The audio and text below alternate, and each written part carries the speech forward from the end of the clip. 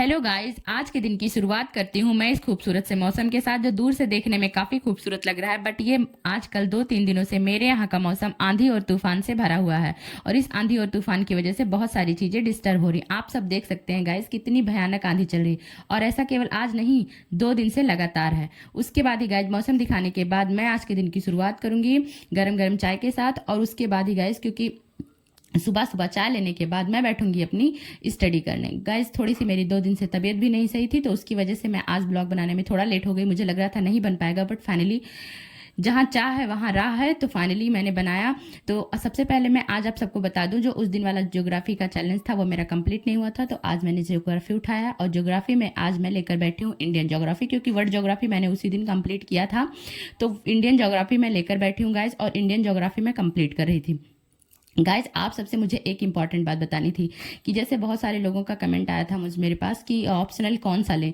तो गाइज सबसे इंपॉर्टेंट बात मैं आप सबसे बता दूं कि कभी भी मुझसे या किसी और से पूछकर ऑप्शनल बिल्कुल मत लीजिएगा, क्योंकि पूरी यूपीएससी की जर्नी में चाहे वो प्रीलिम्स हो, मेंस हो, इंटरव्यू हो, एक ऑप्शनल ही आपके पास चॉइस होता है। और ऑप्शनल का कितना ज़्यादा बड़ा रोल होता है आपकी रैंक से, वो आपको अंदर कर सकता, आपको वो अच्छी रैंक लाने में मदद कर सकता है और वो आपको रैंक से बाहर भी कर सकता है, ये आपको पता होगा।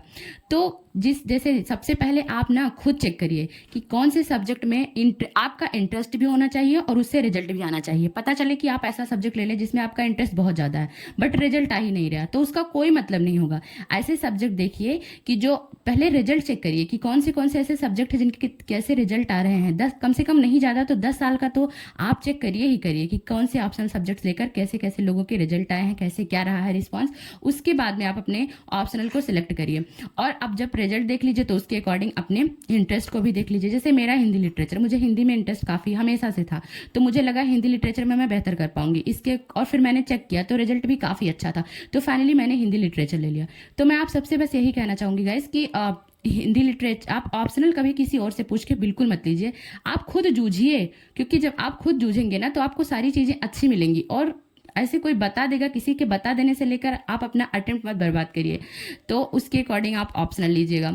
और गाइज उसके बाद ही मैं यहाँ पे अभी इंडियन ज्योग्राफी ही कर रही हूँ, क्योंकि इंडियन ज्योग्राफी का भी पार्ट काफ़ी ज़्यादा बड़ा है और नोट्स भी मेरा फुल कंप्लीट हो चुका है। और Indian geography and environment and ecology का मेरा टेस्ट भी है परसों, तो इसलिए मैं आज वही लेके बैठी हूँ। और जैसा कि मेरी तबीयत भी ज़्यादा ठीक नहीं है, तो मैं आज नहीं लगता मुझे कि मैं सारे सब्जेक्ट कर पाऊंगी।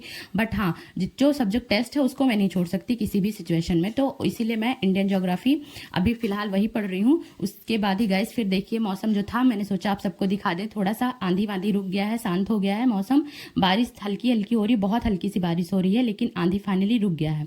और मौसम भी कुछ देखिए, ऊपर आसमान कैसा दिख रहा है, मतलब ऐसा वाला दिख रहा है ना, नीचे ऐसा दिख रहा है और ऊपर डरावना। मतलब ये नहीं कहा जा सकता कि आंधी थमी है तो बारिश तक होने के चांस नहीं है, बारिश हो सकता है और वो भी भयंकर बारिश हो सकता है, मौसम यही बता रहा है गाइस। तो उसके बाद ही गाइस फिर मैं बैठ जाती हूँ अपनी स्टडी करने। तो मैं आप सबसे बस यही बता रही थी कि ऑप्शनल आप चेक करिए रिजल्ट एंड उसके बाद में इंटरेस्ट चेक करिए। अब बात करते हैं कि ऑप्शनल की तैयारी कब से शुरू करें, ये भी था। तो देखिए ऑप्शनल की तैयारी, अब जैसे मेरा टारगेट ईयर 2025 है, तो मेरा ये है ना कि ऑप्शनल बहुत बड़ा सिलेबस भी होता है, तो मैंने एक बार अच्छे से कंप्लीट कर लिया है। बट क्या होता है ना कि कभी वो कंप्लीट आप यूपीएससी के सब्जेक्ट में तभी कंप्लीट मानिएगा जब फुल, ऐसा नहीं हो कि आपने एक बार रीड कर लिया तो हो गया कंप्लीट, नहीं, उसको फुल्ली एक बार रीड करिए, 2 बार रीड करिए, 3 बार रीड करिए। शॉर्ट नोट्स आपके बने होने चाहिए और उस सब्जेक्ट के आप कम से कम 200 से 250 क्वेश्चन लिख चुके हैं। जब आपको कहीं कोई प्रॉब्लम ना आ रही हो, आंसर अपने लिख के चेक करवाइए, तब आप मानिए कि कंप्लीट है। क्योंकि कंप्लीट, मैंने तो हिंदी ऑप्शनल को बहुत टाइम दिया है, 2 से 3 महीने दिया, फिर भी अभी मुझे नहीं लगता कंप्लीट है, क्योंकि मैं आंसर लिखने बैठी हूँ, 1 बन जाता है, 2 बन जाता है, प्रीवियस ईयर क्वेश्चन देखती नहीं होता है। क्योंकि आपकी पढ़ाई तभी कंप्लीट मानी जाएगी जब आपको यूपीएससी के क्वेश्चन सॉल्व हो। आप प्रीलिम्स की प्रिपरेशन कर रहे हैं और आपका प्रीलिम्स का क्वेश्चन आपसे सॉल्व नहीं हो पा रहा, आप मेंस के लिए प्रिपेयर कर रहे हैं बट आपका मेंस के क्वेश्चन नहीं, क्योंकि हमें ज़्यादा महारत नहीं हासिल करना, हमें वही स्टडी करनी है जिससे हमारा क्वेश्चन सॉल्व हो। अगर क्वेश्चन सॉल्व हो जाएगा तो फिर कोई दिक्कत ही नहीं, और क्वेश्चन ही सॉल्व करना है हमें फाइनली। तो आपकी तैयारी तभी कंप्लीट मानी जाएगी गाइस जब आपसे प्रीलिम्स और मेंस के क्वेश्चन सॉल्व हो। तो इस तरीके से अपनी प्रिपरेशन करिए। और मैंने अभी हिंदी लिटरेचर के आंसर, मैं सच बता दूं आपको, अभी मैंने केवल प्रिपरेशन किया, अभी मैंने आंसर एक भी नहीं लिखे हैं, और इसीलिए मैं मल्टीपल टाइम्स रिवाइज करती रहती हूँ। मतलब ऐसे टूटे फूटे आंसर लिखे हैं मैंने, 10 से 15 आंसर लिखा होगा, बट वैसा नहीं लिखा कि जो मैंने अभी किसी से चेक कराया हो। तो जब मैं आप करूँगी आंसर राइटिंग तो मैं आप सबके साथ शेयर करूँगी। उसके बाद ही गाइज अब मैंने इंडियन ज्योग्राफी कंप्लीट करने के बाद उठाया है प्रीलिम्स प्रैक्टिस सीरीज, और प्रीलिम्स प्रैक्टिस सीरीज में मैं इंडियन ज्योग्राफी के क्वेश्चन देख रही थी, जो कि मेरी आदत है। मतलब प्रीवियस ईयर क्वेश्चन, चाहे मैं अगर मैं नोट्स मेरा फुल कंप्लीट हो गया तो मैं प्रीलिम्स मेंस दोनों के देखती हूँ, अदरवाइज जो मैंने टॉपिक पढ़ा उस टॉपिक से प्रीवियस ईयर क्वेश्चन जरूर देखते हैं। और नहीं हो पा रहा है ना, तो अभी हमारे पास बहुत सारा टाइम है, अगर हमसे क्वेश्चन नहीं बनेगा तो हम तुरंत उसको रिवाइज करेंगे, चीज़ें समझेंगे। तो इस तरीके से अगर आप तैयारी करते हैं ना, कि आप स्वयं का खुद मूल्यांकन करिए, किसी और पे डिपेंड मत होइए, और अपनी तैयारी तभी इनफ मानिए कि हाँ मेरी तैयारी हो रही है, तभी जब कि आपको मैंने बताया ना कि क्वेश्चन सॉल्व हो, आपको लगे कि हाँ आपसे चीज़ें हो रही हैं।